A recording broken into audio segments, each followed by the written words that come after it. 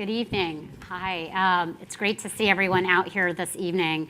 It was a really powerful documentary. It's actually an hour-long documentary that got, this is an abridged version, half an hour, and so we know that there are important details that are missing, but I think it really does flesh out a very important and undertold story of the Baton Rouge bus boycott. And so I'm always, thank God for documentary film, because it just brings history to life in a way that nothing else really can. I'm Vanita Gupta. I am the president and CEO of the Leadership Conference on Civil and Human Rights, and I am really excited to be with this terrific panel of distinguished folks who really are doing a lot of different work and are going to bring a lot of different perspectives on civil rights work here. And so to my immediate left is Anika Collier-Navaroli. She is a senior campaign manager with the Media and Economic Justice portfolio at the Color of Change. Color of Change has been doing just tremendous campaign work on a whole range of issues, really using some of the most cutting-edge strategic strategies and interventions, and we're going to hear about a little bit of its how this relates to the Baton Rouge bus boycotts this evening. And then to her left is Christopher Tyson, who is the Newman Trowbridge Distinguished Associate Professor of Law and Associate at LSU Law Center. And I think that we've got a group of folks at LSU Law School that are watching this, and so good evening to you, and thank you for joining us as well. And maybe your most proud moniker, Chris, is that you are a Baton Rouge native. So thank you for representing tonight. And then there's Debo Adegbile, my good friend, who is a partner at WilmerHale and co-chair of the law firm's anti-discrimination practice. Debo and I met when we were both younger Turks at the NAACP Legal Defense and Education Fund. So let me just start a little bit with setting a little bit of a historical stage. I'm going to turn to you, Chris, if that's okay. It's really clear in many ways that the boycotts were happening at a time of significant power shifts where African Americans were gaining power and whites were really, the white community was reacting to those gains at that time in the country. Can you talk a little bit more about the historical context in which the Baton Rouge boycotts were happening, and a little bit about what forces were at play at the time? Certainly, and great to be here with you. What's going on in Baton Rouge, and the documentary captured some of this, right? But Baton Rouge is an interesting community. It is the seat of Southern University, which at that time is one of the largest historically black colleges and universities in the nation. Standard Oil, now Exxon, has one of its largest refineries in the city still there. It early on employed a number of African Americans in key positions at wages higher than you would get other places in the South, still not on parity, of course, with their white counterparts. So you had the makings of a relatively stable middle class alongside 30% black unemployment, which is about standard through the first part of the 20th century in Baton Rouge, and all of the things that come along with systemic poverty, intergenerational poverty in the black community. So you have these dynamics here, which I think help us understand something about the compromise and the controversy and the split around that the documentary hinted at. You also have a politically and socially activist community. This is not the first foray into racial justice in Baton Rouge. In 1949, they attempted to integrate City Park's pool. The city responded by filling the pool in. If you go to the City Park today, there's no evidence that the pool was ever there. But they established their own pool at Brooks Park. This happens in '53. Brown comes down in '54. In '56, Davis v. East Baton Rouge Parish School System is filed, and Baton Rouge starts a journey that ends up being one of the longest school desegregation cases in the nation, settled in 2003, at which point the entire spatial dynamics of the city and the region, driven largely by the backlash to school integration, have reshaped the landscape of race, and class and politics in the city. And much of that is the backdrop for what you all saw last summer with the protests and the Alton Sterling shootings. I don't mean to glaze over 50, 60 years of history, but I do want to put this in its proper historical perspective, because we are seeing a flashpoint in a community that is activist-minded, that is organized, that because of the resources and the economic conditions have the ability to organize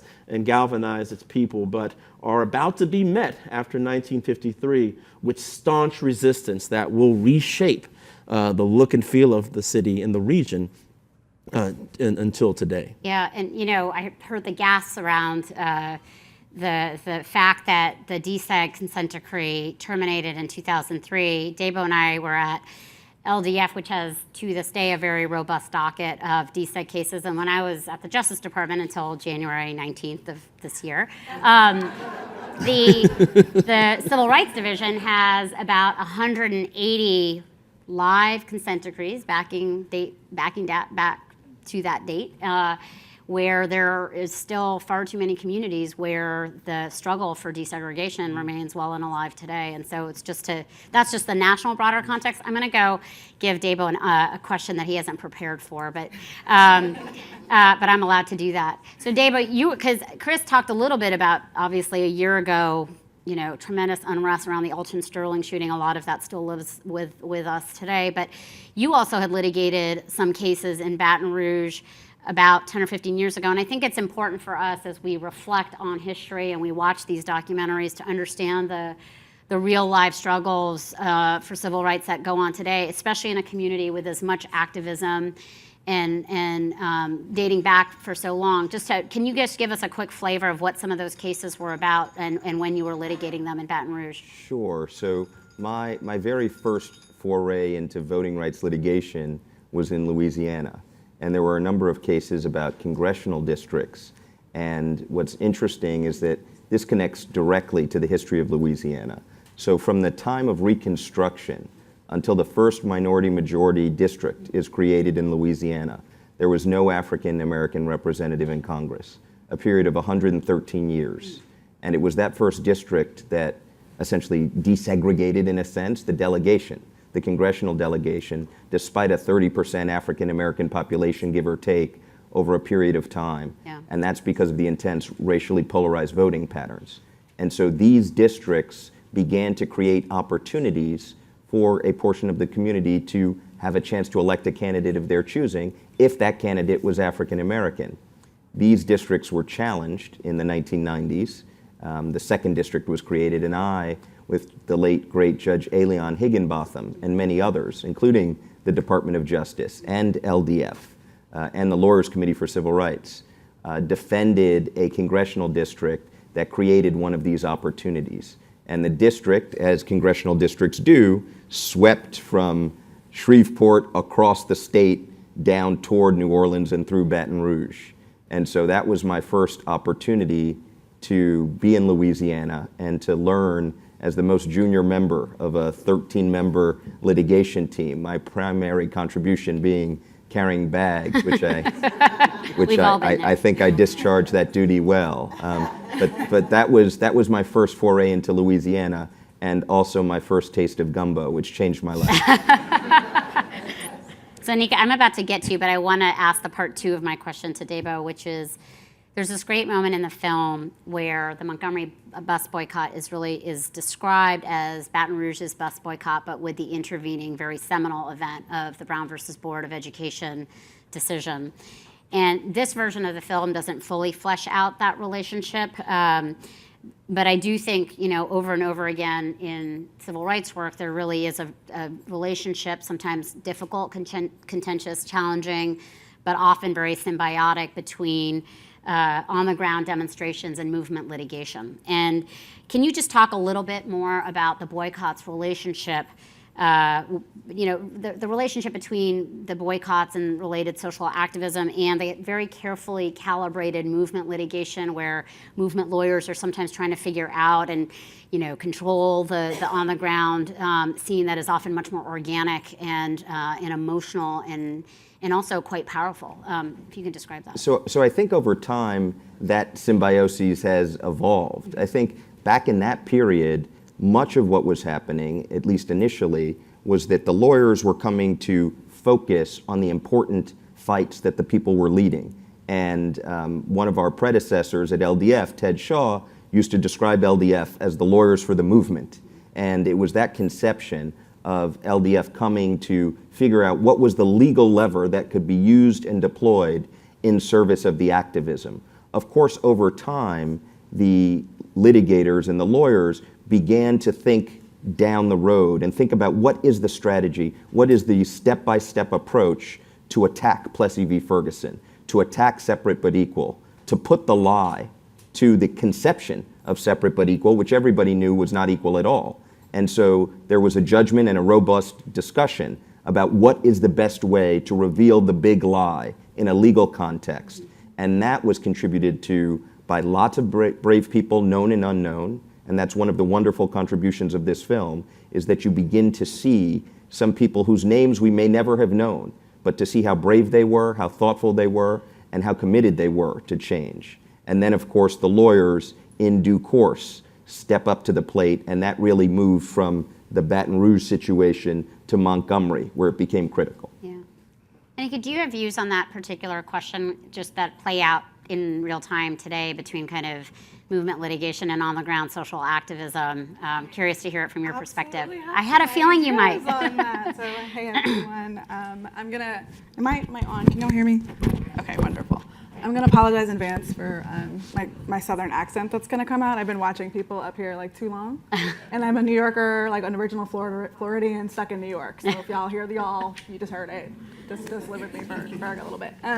But yes, I actually do have. I have a lot of thoughts on that, and you know, I have been thinking deeply about what it means to be a revolutionary lawyer, and what it means to be a movement lawyer right now. Because what I've seen and what I have been seeing is that we are so often following the law, and the law moves very slowly, as we all know. It moves really slow. It doesn't keep up with the times. You know, we're still. I joke that we're still working on the rotary phone while we're over here with smartphones. You know, we're still trying to figure out how to make these things work, and oftentimes trying to put like the square peg into the round hole and trying to figure out how that works. And so I wondered, especially in this time, in this era, in this political movement that we have found ourselves in, that we never really prepared for or expected, what does it look like to kind of flip the script? And what does it look like to use the law in such a way in which we are, you know, we're finding creative solutions to things. And I think about this a lot, specifically right after the election. There was a lot of concern, specifically in the digital organizing space, around folks' databases and their member lists, and what those could potentially look like. And a lot of the legal advice that folks were getting was things like, don't touch it. Absolutely, like, the very cautious, don't do that thing. And I wondered, what would it look like if instead of having that pause that so many of us lawyers were trained to have, and that second to say, like, how can we possibly, be safe and make this thing happen? What would it look like if we were super creative in our thoughts and came up on the other end and said, why don't you leave? How can we make this thing happen? And then how do we use the law to come in on the other end and provide support for that? And I think that goes back to what you were just saying, and the way that that's kind of flipped around a little bit. And I've been thinking deeply on that, and I see it happening. I see it happening with Law for Black Lives, which has become, again, like a movement, lawyers organization that is really taking the lead from folks on the ground. Yeah. Just picking up, it's related to this, but Color of Change has led some really important campaigns on consumer activism. And sometimes we think that all of the targets of campaigns are kind of lawmakers or state and elected officials, certainly Congress right now for some of us doing civil rights work. But in many ways, Baton Rouge was a movement of consumer activism. And we need to unpack that a little bit. And to the extent that there are huge swaths of people who aren't permitted to vote for whatever variety of reasons, are not citizens. They are have felony records in many states where that's an obstacle. The levers of power through voting are not available. There are some who believe that their representatives simply are not the kind of channel for empowerment in any case. How do you see consumer activism as a more democratic lever of power? And I'm actually curious if you could speak via some examples to give our audience some real concrete examples of innovative, successful consumer activism campaigns. Yeah. So I'll start by saying, the work that we do it in both ways. Of course, we do it politically and we do it in consumer. And I think part of what a win looks like is it's a multifaceted approach. And so part of what we do is this piece of consumer activism. And we do this a lot because specifically Black folks, everything that you have named hits us the hardest. And it looks a little bit different, and it looks like not being able to show up to the polls. It looks like 2016 being the very first year that we were able to vote past the Voting Rights Act being destroyed. And so we take this moment and we think, like, what does it mean? What does it look like? What are we living in? And we continue every single day to create new ways to do this work. So how many of y'all remember Bill O'Reilly? Bill O'Reilly, y'all remember him?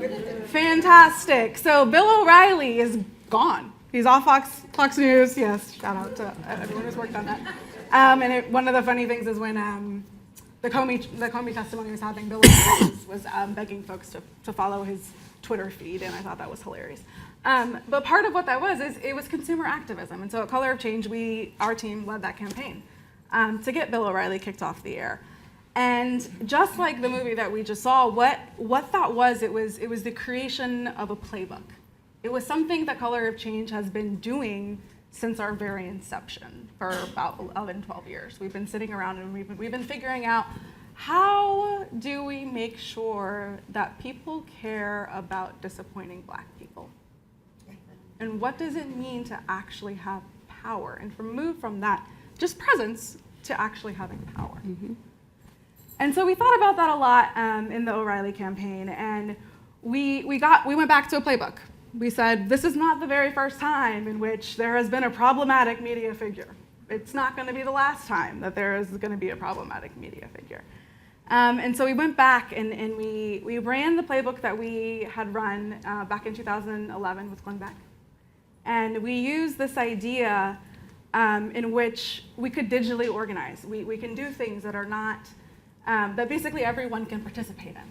And so we were able to use this specific strategy to push advertisers, to push money, to push power, and to be able to say to folks like, and I always use McDonald's, poor McDonald's, because they always get picked on by me. I always say, what we said to McDonald's was, every single time your ad runs on Bill O'Reilly, what you are saying is, this culture of sexual harassment and assault is being sponsored by, period.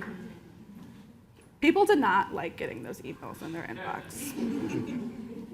And we were able to bring in, our over 1 million members and say, you should really care about disappointing Black people in this one.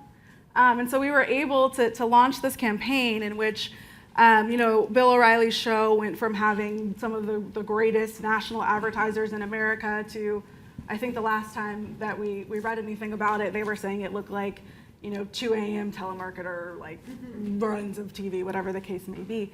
And using a very specific strategy in which we said, we're gonna go where it hurts. We're gonna make folks feel this, and not just in the advertising space.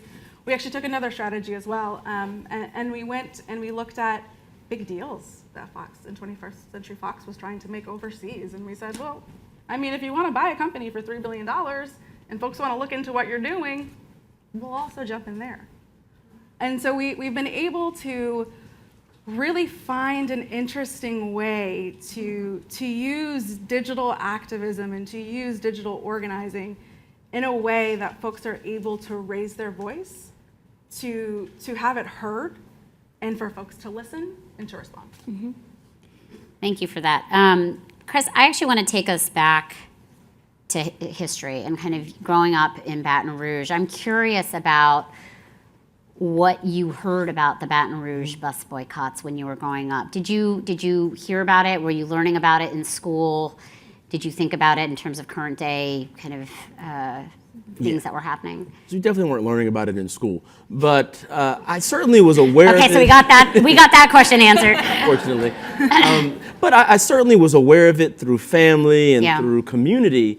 But the thing is, and you know, when we talk about historical narrative and the stories we tell and retell about history and what's important, you heard that something happened in Baton Rouge. You heard that locally from people, some of whom were featured in the video.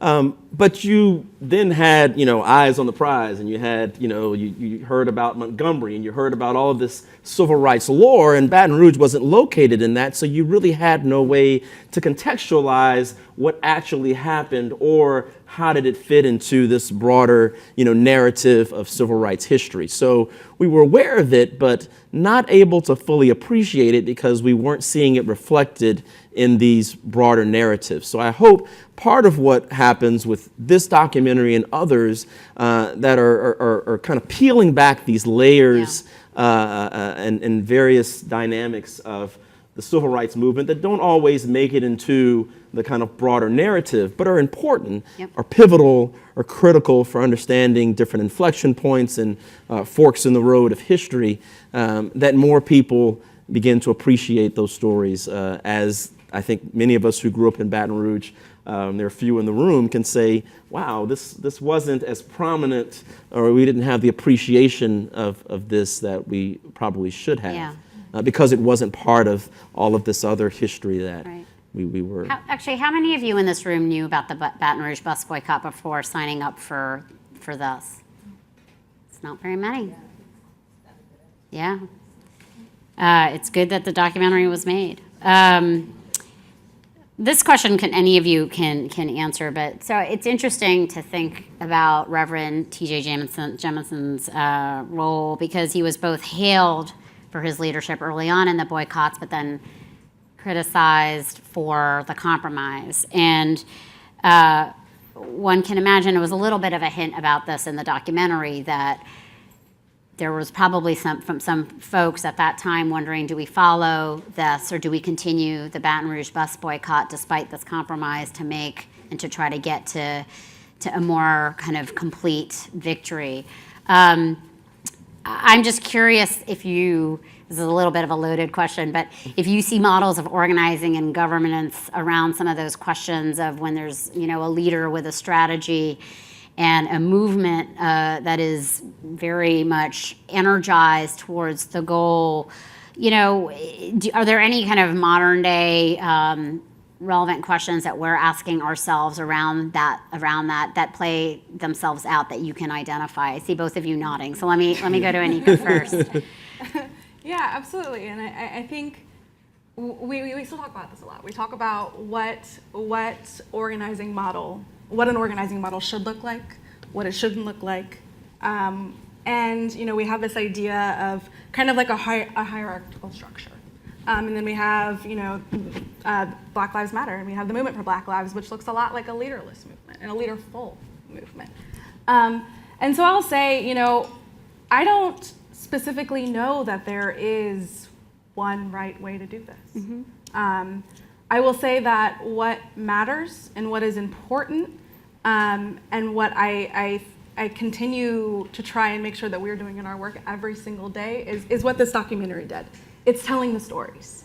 It's making sure that the folks who are doing the work and who are on the ground and who are creating those playbooks that we now know of and see all of the wonderful successes and all of these ideas, that took time, that took effort, that took trial. And making sure that those stories and those folks, they're not erased from history. Because what we're looking at back then and what we're looking at right now is just a new iteration of the same fight. And until and unless we're able to look back and see these stories and what the documentary was saying and learning from our lessons, mm-hmm. and seeing, you know, people have done this before. Folks have done this before. Folks have organized before we ever showed up to the face of this earth. And so how did they do it? How did they survive and how did they thrive?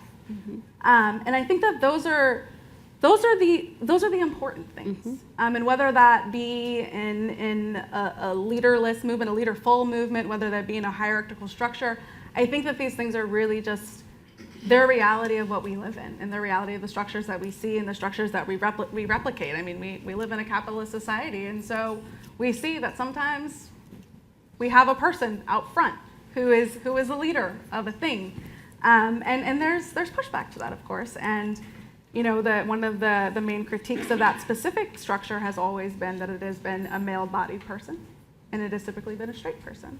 And so it's interesting now to see the power shift in that way, and to be able to kind of like play a little and say like, there's no right way to do this.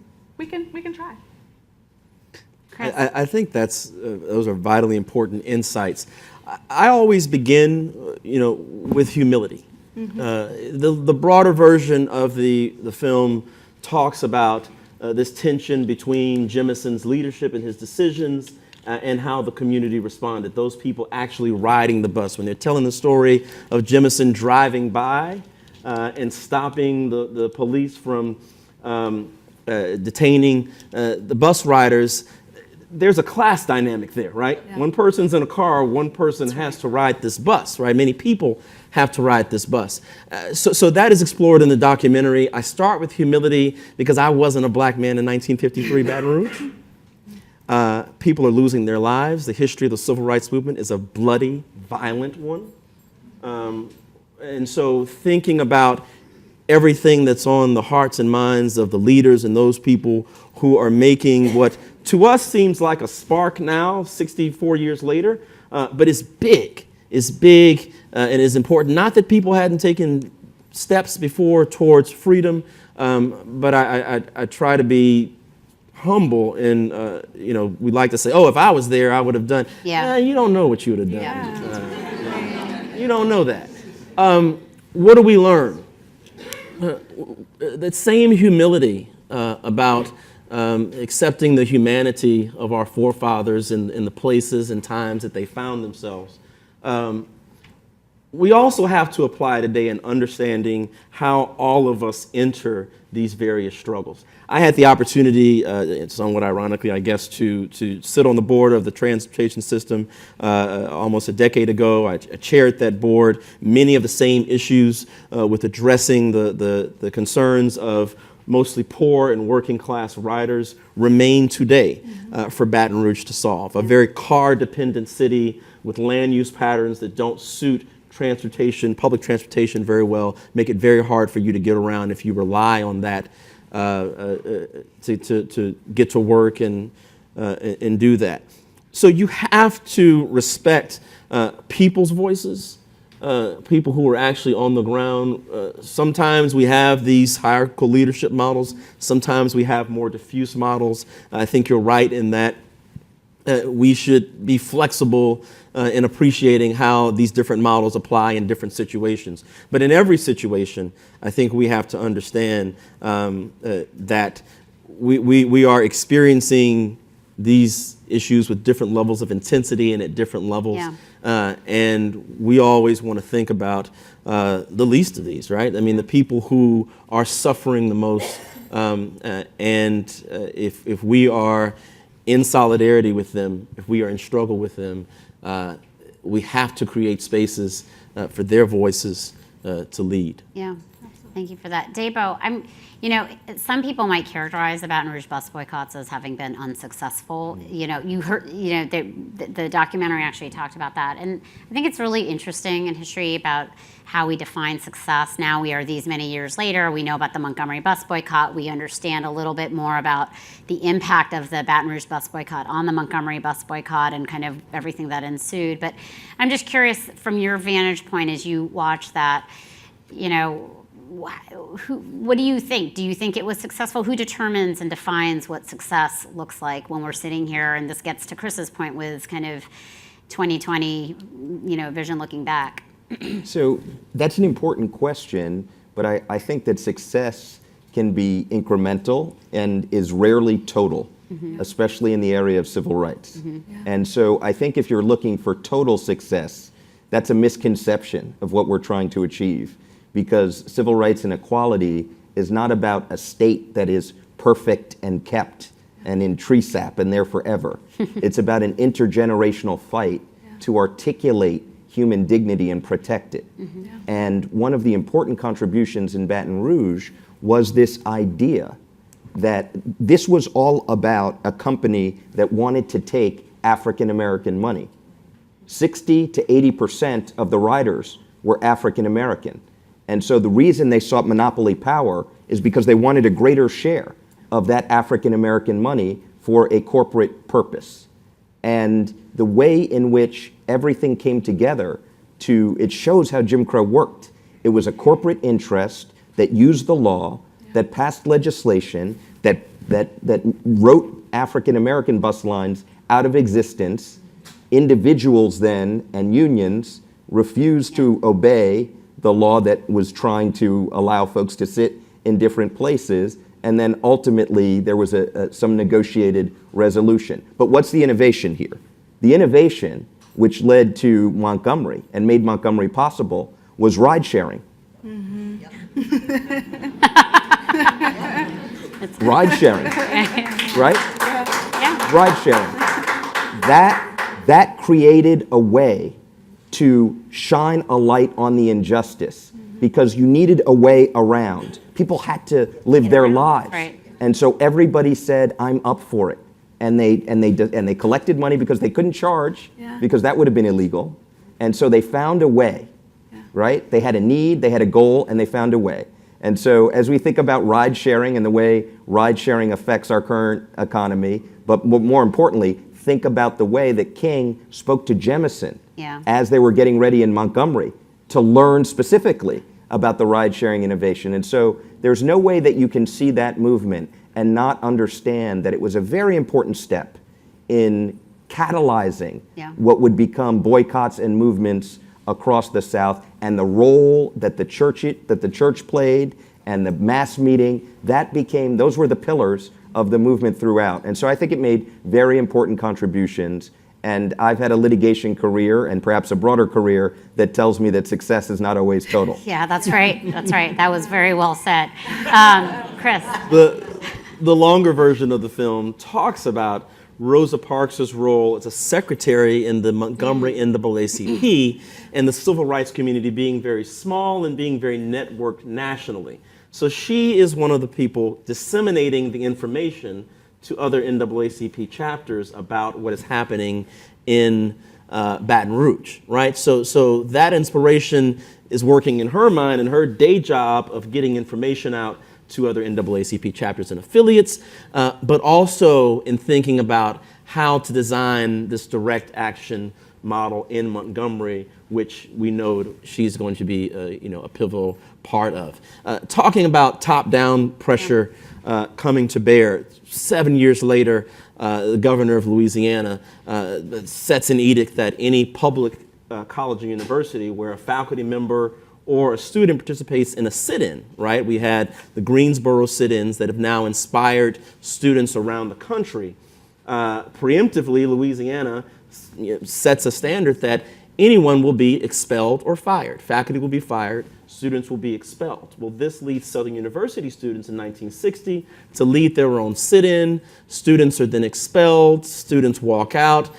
There once again is a compromise in which the students are allowed to leave Louisiana and go to other schools. So again, you have this history of brokered compromises as people are pushing for rights against a power structure where the interests of the community are somewhat fractured, right? And they're somewhat compromised because of very basic material interests, right? This is Southern University, one of the largest HBCUs at the time. But they're hand-strapped, right? They are a public institution. And so we see this tension between the sources of power in the state and in the community, and people's desire to fight for change. Yeah. So that continues through Louisiana's history and through much of the civil rights movement. And on that point of compromise, there is no civil rights statute that is Right. not a manifestation of compromise. Yeah. And if you examine the story of every single civil rights statute, there are trade-offs with respect to every piece. And people will litigate those trade-offs. They will litigate them around the table. They will litigate them in the courtroom. But again, this is another iterative process, right? And then the courts talk back. And then in a particular era, Congress would talk back. They have it's a different way of talking back right now. Right now, Through it's talking. silence and inaction. Yeah. But this is an important point, right? Is that civil rights, if you get into absolutes, it's really easy to miss the forest from the trees. And finding a way to advance things and make progress is very important, but it's hard to be the person around the table who says that we have got to bank a particular victory that's worthwhile and will advance the cause. And frankly, it's a healthy tension of people to say no. Yeah. We want more today. That's right. Yeah, I That's mean, right. change doesn't come quickly, and it looks messy. I mean, we're talking about systemic structural racism. That's what we're talking about, and it is deep, it is ingrained, it is what this nation was built upon. And so when we start to look at that and we start to unravel it and we ask ourselves, what does success look like? Sometimes it looks a little bit like an up and then a down and then around and then back in a circle and this way and then maybe a little bit forward this way, because as history tells us, every single time in which, and this documentary did a wonderful and lovely job of explaining how many black voters there were. And you saw it go from like the smallest number to so many folks, and then you saw backlash and whitelash like you've never seen before. And that's what change looks like, and that's what history looks like. And I just would like to say, like, we're currently living in another one of those moments. Yeah, you know, it's funny. I am going to editorialize a little bit as a moderator, but I think that right now, as a civil rights lawyer, or civil rights advocate, there's a lot of question about what does success look like right now, especially when you're in Washington, D.C., and really struggling with, you know, because the wins are so few, we're watching the undoing of a lot of the progress that we've made. And I kind of take President Obama's long view of that our progress we have made tremendous progress in this country. It has not been linear. It has come in fits and starts, and we often see times of significant progress followed by retrenchment. But that success is sometimes a struggle, and there's no question that there are compromise. It's always been a feature of our progress. That's just the way that has happened. But kind of viewing this film against that light, and then reflecting on where we are now and trying to understand how we define success in civil rights and in the struggles that we're agitating towards right now. I think that there is a lot to be said about kind of watching this and and trying to think through the applications today. I don't know. Do we have any time for one or two audience questions, Praveen? We do? Okay. I don't know if anyone has any questions right now from the audience. And if we can make sure that it's a question, that would be great. Yes, sir. I can imagine someone watching that documentary and responding by saying, when the bus company took over all the buses, that maybe the community should have fought for the black bus companies to come back, as opposed to fighting to integrate the white bus companies. It might have led to business development in the black community, more jobs for the black bus drivers, and a different kind of treatment of respect. I think that obviously is a very fraught thing in the 50s in terms of where the movement went. And there was, at the time, a lot of different political influences in the black community arguing, no, we need to be building up our own institutions as opposed to trying to integrate. When you look back on it, particularly those of you who work as civil rights lawyers, when you look back on that, what does it make you feel or think in terms of the way the movement went and other ways that it might have gone? Who would like to take that first? Repeat the question because the live stream might not get. Uh-oh. Yeah. Oh, boy. That's going to be a challenge. Okay, you know what? Chris is going to repeat the question as he answers it. So that's a moderator's prerogative. Try to condense this. But I think your question is asking at the point that the city outlaws the black rider services, bus services, is that a point at which the community maybe should have rallied around some sort of kind of economic nationalism, right? That we have our own bus line in our community, and that we're going to build wealth, we're going to build capacity, we're going to do all of that. And I think that's still a very there's a strong chord of that sentiment in black communities, in black movements, that maybe this is the opportunity for us to build these things in our own communities. I think the challenge is there, right? And I think certainly the challenges in 1953 is that we're still, there's nothing romantic about Jim Crow, right? You being the biggest business owner in Jim Crow is not necessarily going to liberate anybody. It may allow you to gain some autonomy. And certainly in Baton Rouge in 1949, when they were dealing with the community pool, this was an issue. On one hand, people are saying, we're not going to build our own pool. We're paying taxes. We should have access to this pool. Why would I pay taxes for them and come out of my pocket to support an independent pool? So you have this tension. I'm sure it was present then. It remains present today. I think, as we talked about living in a capitalist society and how race and capitalism work, how value really is about who is purchasing or who is the consumer or the owner and not necessarily anything else. I think we have to think seriously about that as a viable strategy in all cases. Of course, we want to have people who own businesses. Of course, we want to have wealth built up in communities. But we don't want to, I think, romanticize systems and processes which relegate us to very small, limited markets based upon nothing but, the whims of white supremacy, right? That's not viable. So. Yeah. Do either of you want to answer that as well? Or I would just say those tensions still exist. You're just saying they absolutely still exist, and I think that we have to take it back to the historical context and see what liberation looked like back then, and what I call that iteration of the fight, this iteration of the fight for Black liberation. What did it look like, and what were we struggling for, and what did we learn? A lot of things that we learned were like, maybe that wasn't such a good idea. Maybe we do need to build our own independent wealth someplace. Maybe we don't. It really goes back to destroying destroying Jim Crow and looking for freedom and seeing what freedom looked like then and what does it look like now and what does liberation look like today. In response to that, a little town in Virginia, Norfolk, we had our own black taxi cab service.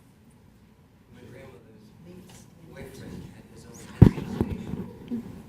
All up and down Church Street, we owned businesses that I don't care for that. We own the businesses. it's for the LSU students so they can hear you. on Church Street. Thank you. Our own churches, our own neighborhoods, community schools, all black. We survived and we grew and we supported each other. Yeah. It was when the law came that said you must, which broke that. So like what you were saying, at the time, you have to look at the historical aspect of it. So for the 50s and the 60s, we were either a part of it or made a part of it because we couldn't go against it. If we did, we were hung. And as young as, 1970s even, in Danville, Virginia, a young person was hung because he was dating a white girl. This stuff is not gonna end, but we do have to make people aware that there is, in solidarity, there is strength. But I'm just worried about the youngins that are not here to listen and to hear this and to know about it. But like she said, respect it. If you look at it at my age, 66, somebody else's age who's younger than me, my baby brother, and then my older sisters who lived in the late 40s and early 50s, and we got drugged through it. But we were protected because we were in our own community, and they all protected us. You couldn't go a mile and not be outside of family-friendly people. Yeah, absolutely. I mean, and that's one of the things that I love the most about seeing this documentary was literally seeing community and seeing what it looked like to come together and to literally figure out a way. And I don't remember what she said, but it's going to happen because I said it's going to happen, or whatever she said. She said it was going to happen, so it happened. And just really saying, like, let's come together. Oh, she was so great. She was wonderful. Yeah. And I think also, like your experience in Norfolk, also in Baton Rouge at this time, the Scotlandville community around Southern University, Old South Baton Rouge are the hubs of black community, thriving black businesses, black professionals, doctors and lawyers. We know that to this day, black professionals largely have black patrons. They have black career networks and professional networks. Black small businesses employ a significant percentage of the black workforce. So those dynamics still exist. But we're in a different economic time. We're not mid-century America. If you work for a black company or a white company, if all you make is $7.25 minimum wage and that doesn't pay the bills, we've got to address the superstructure that is coming to bear on businesses, black or white, and shaping economic opportunity in all communities, particularly those that have historically been marginalized. So, Is there? yeah. Let me, Yeah. Yep. Yeah. Yeah. My mother was, and then with my uncle, the doctor and the nurses and all. Yeah. They all came back. And, Yeah. I can't remember his name, but he had his own community there. And that was, oh gosh, Father, what was the name of? Anyway, he used to have long fingernails and he owned a barber shop. And he had all of the, he was very famous, but I can't think of his name at this point. Father Divine. There you go. It was is there an? person. Let me just see if there were a couple of other hands over here, and let me make sure. Sure, go ahead. And if you could pass the mic, that would be fantastic. I don't know that this needs a mic. It's just so the LSU students can follow the question. It's a very simple and quick question.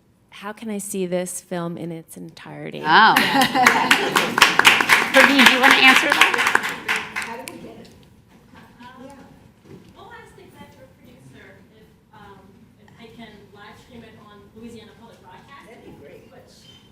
They're listening. I know, yeah. She's there tonight. But I think Louisiana Public Broadcasting live streamed the 30-minute version tonight, or played the 30-minute version tonight, and so we'll ask if they can put the 60-minute version up. Wonderful. Thank you for that question. Yes, sir. Oh, Kimon Freeman, React Radio. Just wanted to ask this question since the hashtag for this lovely festival is March On. So today's relevancy with all the great legal minds we have here, it bears the question. 2006 FBI report confirms that law enforcement has been, quote unquote, infiltrated by white supremacists. And they're known as ghost skins. They don't scream white power. They don't wear swastikas or sheets. They assume positions of power to further their agenda. I want to know, were any of you aware of this? And if so, what do you suggest we should do dealing with this information? Yeah, so I can take that. Are we aware of it? Absolutely. We saw the report come out, and to be really honest, I wasn't shocked. I wasn't surprised. I mean, you think about the history of policing in this country and where it came from, and those were its origins. And so to see it being replicated again, not necessarily that surprising to me. But what does that mean? It means a lot like police accountability work. It means a lot like the work that Color of Change does on our criminal justice team. It looks a lot like DA races.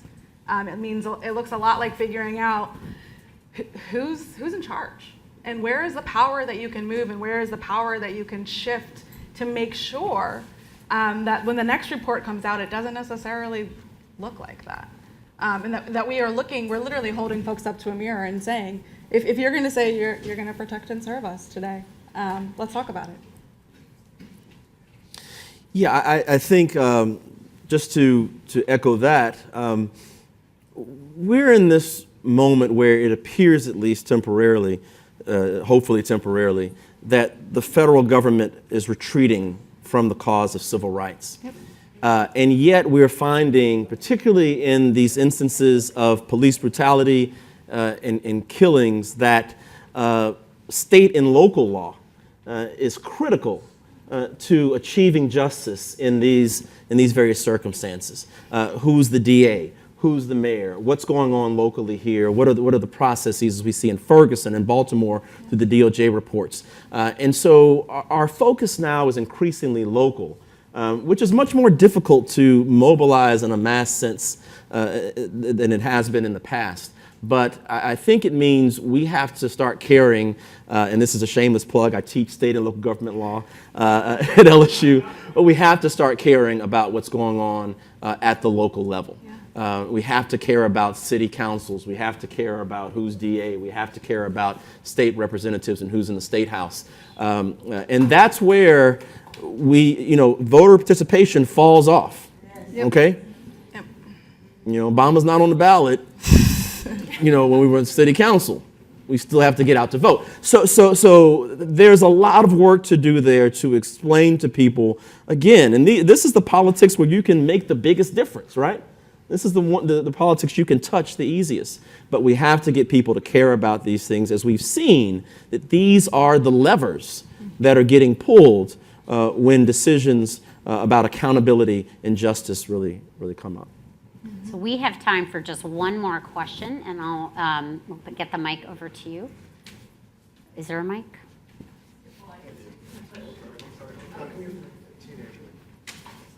Oh. I keep hearing the same theme, and my father was a civil rights activist of the 50s and 60s, so I remember the marches, I remember all that went on and all the work, community organizing and the whole thing. And so I know we've gotten away from that, and we keep going back to that. We need this, we need this. So what are some examples of this boycott today? Okay, what examples of communities that are doing that today? And then what happened to the grassroots organizing movements like the Saul Alinsky's and all of those great organizers, grassroots organizers, that even Obama was working on in Chicago, with those types of philosophies. So I'm just trying to figure out, how does that fit? I know Color for Change is doing that kind of organization on that level, but what's going on the grassroots level that you can say, these are models, these are replicable models that people Just can... give me 1 second. Yeah, let me, Sorry. it's an important question, and I feel like it's almost the perfect segue. I want to get your question out on the floor as well, and then we'll respond to both. So go ahead. Check. Is it on? Thank you. Knowing that social media is a strong factor in today's age, and do you feel like the youth, knowing that social media is a strong factor with the youth being involved, do you think that we're more awake or knowing now than we were before? Great question. So do you want to start with talking about? Okay. I'll try and tie those two things together to answer your question. We're currently in a fight for the internet. If you all are not involved in the fight for net neutrality, this is my plug right this second to submit your comment to the FCC by the end of today to make sure that we save the open internet, because of the fact that this is our mobilizing tool. This is literally our 21st century civil rights tool, is to be able to pull our smartphone out of, my phone's over there, I don't know why I just looked for it, but pull our phones out of our pocket and say, what's happening, what's going on? How do we communicate with each other? How do we build community, specifically in digital spaces, because that's where we currently live. And so as an example of how this works and how this is living and growing and breathing every single day is the Mama's Bailout and the Father's Day bailout that just happened. I don't know if you all have heard about those, but they were started by Southerners on the ground, an organization in Atlanta, who came together and said, our folks are behind bars, literally being caged, and have not been convicted of any crime, and have been sitting there. What do we do? What does it look like to come together as a community online and say, let's support our folks? And it looked a lot like fundraising. It looked a lot like folks giving their money, their time, their energy, their resources, and literally their livelihoods to bring mothers and fathers home out from jail Literally, we freed our people, literally freed our people because of digital actions that happened everywhere. And that's like, that is, again, like that's a grassroots organization that was doing that, and Color of Change participated in it, and we stood with folks in solidarity, and we said, how can we help? Because the work is still happening every single day on the ground, building community that then trickles up, and we see it, and we work with it, and we see it in digital spaces, and we're able to connect and touch it and make it a real thing. Excuse me. You okay? Yep. I didn't mean to burst into I guess we're going to you now, Chris. to the first question, quickly, I think there are many responses to this. I mean, just in Louisiana, I think there's been great organizing around prison reform. We're the most incarcerated state. We just had some major legislation passed in this session. The governor signed into law that will start to push that forward. That didn't start in the legislature, it started on the ground. A lot of good organizing in New Orleans behind that. You've got good grassroots organizing in Baton Rouge as well, using a lot of the models that you mentioned. So I think it happens. It's not the stuff that bubbles up to national news, but wherever you are, you have to identify what is going on and how you can participate. To the young brother about social media, everything that she said is right. I first learned about Ferguson through my Twitter feed, right? Yeah. So these things are important. I'm a Gen Xer, so I'm half analog, half digital, right? At some point, the hashtag is not going to be enough. You're going to have to get up and go be with people, right? And talk to them in their face and be at the scene and commune and not take selfies the whole time, right? We have to have conversations and be in communion with each other. That's important. I'm on all these platforms, and all of that stuff is good. It's here. It's not going anywhere. But this is important, right? This still matters, and so we can do both. Yeah. But we don't want to lose. And I know you weren't saying that. No. I just want to say you weren't the only person who found out about Ferguson on Twitter. Yeah. CNN found out about Ferguson on Twitter. It took over 1 million tweets with the hashtag Ferguson before the national news media paid attention to what's happening.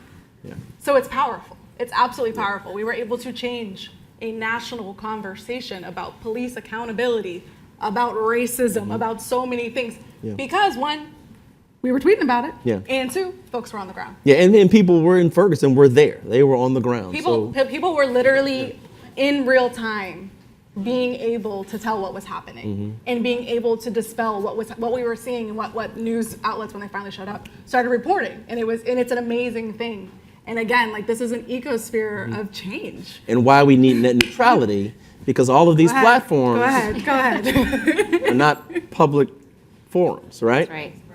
And so just let's do it. Title 2, everyone, net neutrality. I think there's no question that grassroots activism is alive and well. It's happening digitally. It's happening from folks marching on the streets in the aftermath of Ferguson. It had a huge impact on on the conversation on policing for the last several years. And, it isn't, it's what you said, which is it can look different in different places, but it still is a very powerful force. And it is, oftentimes a really important vehicle for change. And we saw that with the Women's March. I think there's questions about what the sustainability is of some of those things, but there's no question that it is, I think, quite alive and well, especially in these times. But, well, let me thank everyone for being here this evening and for having the kind of conversation we did. We really appreciate it. Thank you so much. And thank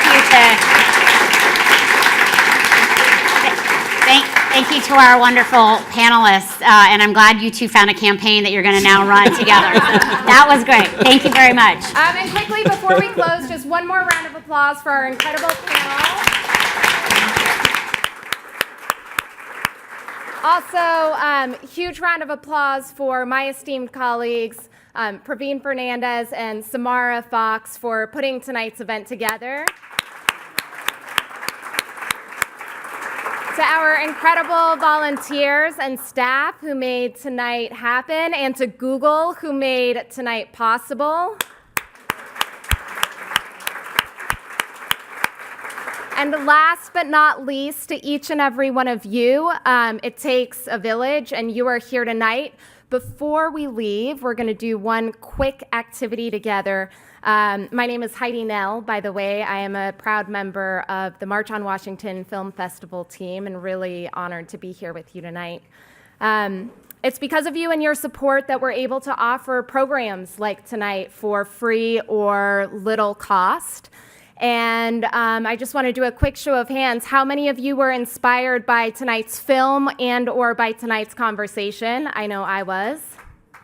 How many of you think that our society would look a lot different if more people around the country were having conversations like the one we're having tonight? I certainly do. This is where the activity comes in. If you would like to help us make sure that we can take conversations and films like this to additional communities, if you'd like to help us ensure that we can keep creating programs like the ones we've created tonight, reach down into your booklet, your brochure, and pull out the envelope. There are 2 pieces of paper. The first one is an envelope. And again, here's the interactive part. Reach into your pocketbook and pull out a $5 bill, a $10 bill, $20. We've actually made it even easier than that.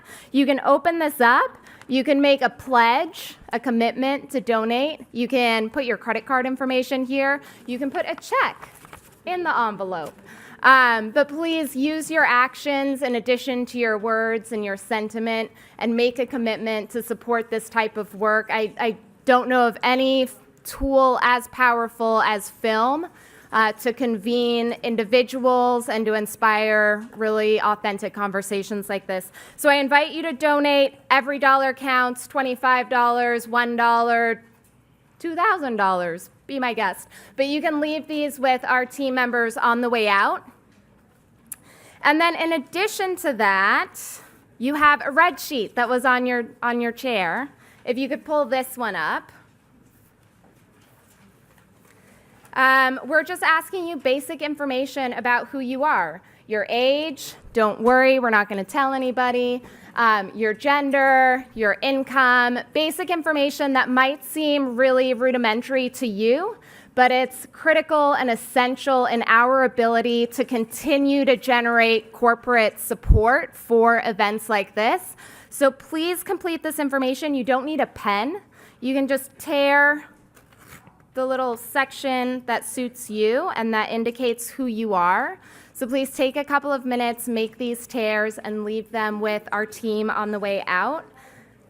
That's it. Thank you so much for being here tonight. Thank you for who you are out in the world when you leave here tonight. And we're so thankful to have spent the evening with you. And thank you to our panelists.